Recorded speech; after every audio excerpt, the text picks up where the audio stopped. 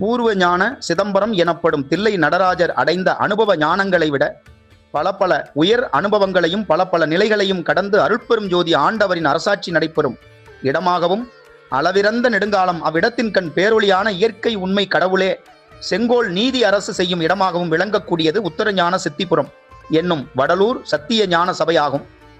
முன்பு ஒரு முறை தொழுவூர் வேலாயுத முதலியார் அவர்கள் வள்ளல் பெருமானாரிடம் பட்டினத்தடிகளின் துறவுதானே சிறந்த துறவு என்று சில விளக்கங்களை கேட்டு தெளிந்திருந்தார். பிறிதொரு முறை மீண்டும் வள்ளலாரிடம் அடியார்கள் பலர் இருக்கின்றனர் என்றும் அவரவர் பெற்ற அனுபவங்களும் பல இருக்கின்றன என்றும், ஆனால் அடியார்களுள் தலை சிறந்தவர் மணிவாசகர் தானே, அவர் பெற்ற அனுபவம் தானே சிறந்தது என்றும் வியப்புடன் கேட்டார்.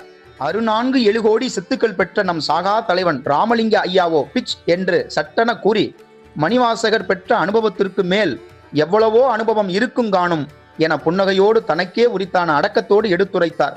மேலும்